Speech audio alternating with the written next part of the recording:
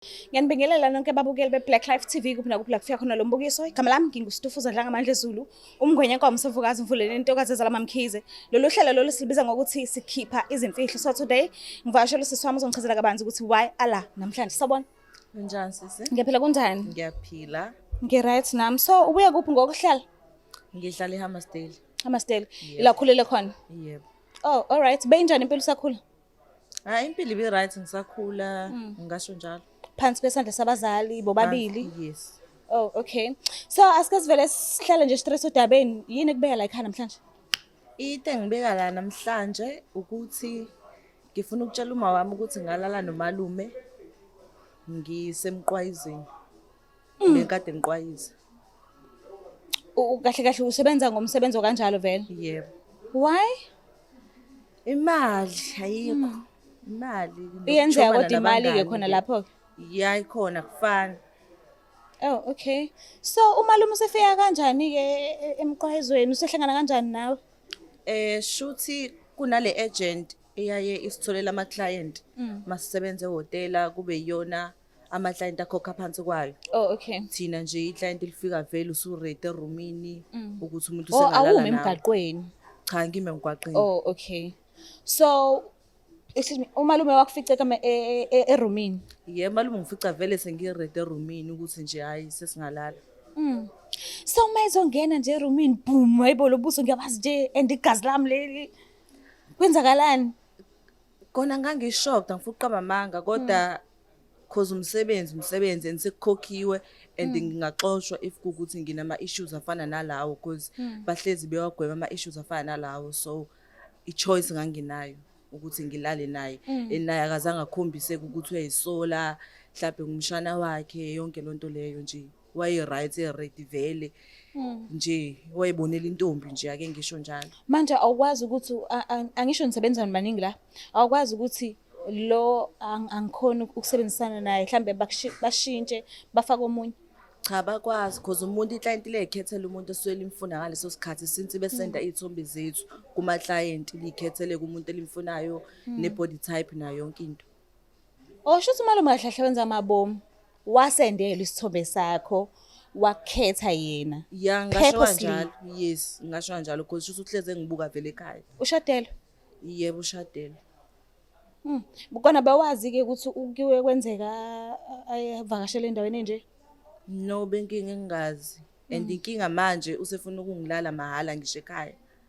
Ngisho ekhaya egcekeni ke manje. Ngisho ekhaya egcekeni mengibona usefuna ukuthi kwenziwe for free cause uyazi ukuthi kumele ngitshele uma ngale ndaba noma angisongela ukuthi uzotshela uma ngale ndaba. Oh so uma akazi ukuthi wenza umsebenzi onjani? Cha akazi. Yo. So la ngihlala khona njengoba uthi usefuna ukulala nangenkane ekhaya egcekeni na umakoti kamalume uhlala la egcekeni. Ya uyasebenza. Oh ubuya. So mengekho vele ufuna ukuthi angibone silale ngaso sonke isikhathi. So wena uma ungayanga emsebenzini emini kusokhona umalume nobani ekhaya egcekeni? Suke kukhona umano sisibami ubaba kuyasebenzela ekhaya nobhuti bami bakhona bayasebenza. Ababoni nje bona usikwenzakalani umalume ulokhe enzani idlala umacashelana khona la egcekeni abamboni. Ababoni. Sure. So manje ke okay ke siyaqala kumsebenzi ke manje. Ufila kanjani nje umalume phela lona and igazi lama uma ungizalayo nje yonke le nto le? Kunzima but imali because angithi bengikwenzela imali but manje akusekona ukuthi sengenzela imali sengiyaphoqeleka ukuthi sekufanele ngilale naye ngoba uyangisongela. Imali awungichazele indaba yemali. Umuntu usuke sekhokhile vele already akakhokhi kuwe. Cha umuntu ukhokhela abantu abaphethe wena. Ye khona abantu abaphethe mina abaye agent ibona iclient lifike likhokhe kubona then mina umuntu ngifica nje sengiready lapho ngikhona kulalwe mina ngikhokhelwa yibona. Wena uthola kanjani imali? Waze lapho ukuthi ukhokhe imalini kubona? Angazi ukuthi ukhokha malini. Mina ngithatha le mali abasuke benginika yona ngaleso sikhathi. Uhola malini ngihlebele? Just as a show. Ngicela ungitshele nje ukuthi la ku plus or minus bani. Ake ngithi kuyadepend ukuthi ihlale lifunani ngaleso sikhathi. Ngithi Oh, izinto zihlukene. na uqeda ukusebenza uthola imali. Hayi ukuthi mhlambe into yokuthi uthola ngenyanga. No, uma uqeda ukusebenza imali yakho iyangena ngalelo hlelo into sokulitholile lifuna lento elifunayo. Ma uthi kuya ngokuthi lifuneni. Angazi noma baphathi bami bazongishaya yini. Angazi noma ngabuza yini. But ke ngifuna angizibuzeli mina. Babuke lapha emakhaya ngiyanazi ave ngithanda ukuthatha ngazuthi ngiyibuzela mina ngizibuzeli mina. But ngifuna ukwazi ukuthi mawuthi kuya ngokuthi lifuneni lijwayele ukufuna inani. And kuye kube imali. Iziningi izinto umuntu ayifunayo like kunabantu abasuke befuna i-sex mhlambe i-hour omunye mhlawumbe usuke efuna i-blow job ayingisho njalo omunye mhlawumbe usuke efuna omunye usuke ufuna ukuthi udance Uzomdansela nje kuphela. Ugqoke kahle ube sexy Imvunulo yasekamereni. imvunulo yasekamereni kuphela ya kuningi. Oh akukhona ukuthi like sonke isikhathi usuke efuna isex kuyenzeka abanye abafuna ukuthi ubadansele nje. Yes kuphela nje. Asibuyeleni kumalume ke. So mase okay umalume uyifuna nini? Hayi angikwazi ukusho lokho. Okay fine. So naseniqedile ke umalume siyagqoka siyahamba usethini ke kuwena ke amahloni ke kwenzakalani lapha ekamereni? Ake ngithi wangenawo. Ngokubheka kwami yena wangenawo mina kuphela enganginawo. Yeah. Ukubona nje umalume ungagqokile. Yeah. So manje mase kuhlupha ke egcekeni uthini? Mengihlupha egcekeni uyaye kahle angithi unayo inamba yami so nokungisendela ama message asho ukuthi awuwoza phela. Ama message abolile. Ama message abolile ngisho njalo yes. Afune nama notes yonke lonto leyo. Uneyingane engakanani malume? Akanayo ingane. Oh akanayo. Sho.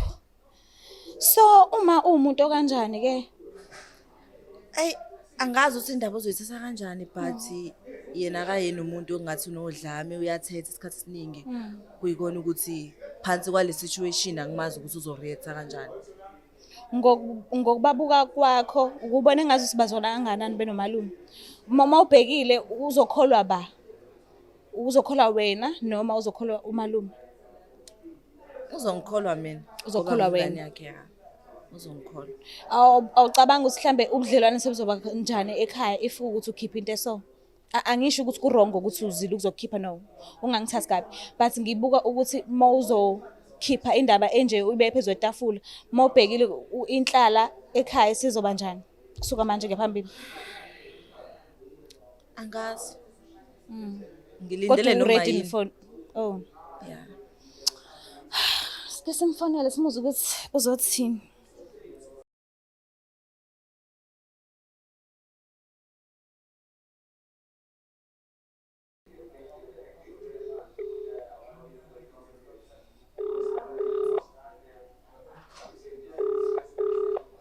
Yebo sawubona. Sabona mawunjani? Ngiyaphila ninjani? Siyaphila nathi. Unaso isikhathi singakhona ukukhulumisana? Ungakhuluma nginaso isikhathi mntanami. Alright, ukhuluma no Stufuza Dlanga Amandla eZulu from iBlack Life TV. Kuhlelo esilibiza ngokuthi sikhipha imfihlo. So today ngivakashele indodakazi yakho ithi icela ukukhulumisana nawe. Oh. Bengicela umnikeze nje isikhathi umlaleli. Okay. Sawubona ma? Yeah, ngane yami unjani? Ngiyaphila. Yeah, Ntombi. Ma kunento ebengifisa ukuthi ngikutshele yona. Yeah, ngilalela. Ngithi ke kade ngidayisa ngomzimba. Hawu. Kulezi inyanga ezidlule nje. So ke kwaba nento eyenzakalayo. And umalume uyayazi. Manje umfowethu ungelaphi engqoleni kwakho kokudayisa ngomzimba? Uhlangalaphi kulokubola kwakho bukwenza? Umalume wangithola la sidayisa khona ngomzimba wasefuna ukulala nami. Shuthi nomfowethu ubolile usiyumfazi la uhamba uyothenga ifebe le. Hawu yaqhubeka ngilalela. Manje umalume usenakho ukuthi mangisekhaya afuna ukulala nami ngenkani ngoba nakhe ngisongela ethi uzokutshela. So sengibona ukuthi ngikutshela ekuqala ke lemfihlo. Hayi bandla. Hawu kanti ngakho igazi lami liphansi kangaka. Ngizoza lokubona kunje. Hawu kodwa mntanami unehlazo. Uma kuthiwa wawumitha ke lapho ke. Ngiyaxolisa ma. Ikona nje engingakusho lokho. Ayikho into exolisayo ngoba phela nama ngiphethe idlozi lona lithini ngempela ulala uyazi ukuthi umfowethu ufana nobaba wakho. Ngoba umngaka nje usikukhulise naye ubaba wakhe kulahlile ngakukhulisa kanzima nganyama hawu bantu wena ubhizi uyaqwayiza yini kanti into ebikwenza ukuthi uzuqwayize ngoba phela mina ukudla ngiyakuthenga la ekhaya yini into ebikukhipha la ekhaya uzuhambe uyele komqwayizi koqwayiza lapha Ngisho nje ukuthi shuthi ukuthanda imali. Hayi angisalanga ngabola amathumbu. Ngiyaxolisa ma. Ngiyaxolisa kakhulu. Manje mina ungitshene kufuna ngikusize ngani? Angazi mhlambe bengizocela mhlambe ukuthi ubizo naye umalume sihlale phansi naye akutshela udaba lwakhe sihlale sonke phansi ukuze le ndaba izophela ngoba vele nawe usuyazi ukuthi bengenza lo msebenzi. Hayi ngiyakuzwa ngizoke ngifonela umakoti ke ngimtshene ngoba phela bomasi nje isidinga yena unkosikazi wakhe unkosikazi kamfowethu.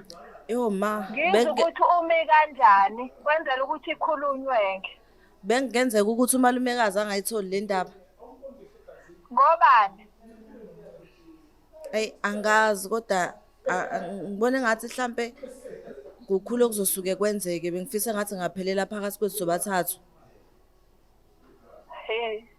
Hayi mama nifike nenza izinto la bese nifuna ifihlo. Hayi ngiyakuzwa. Manje wena ubufuna ikhulunywe nini-ke?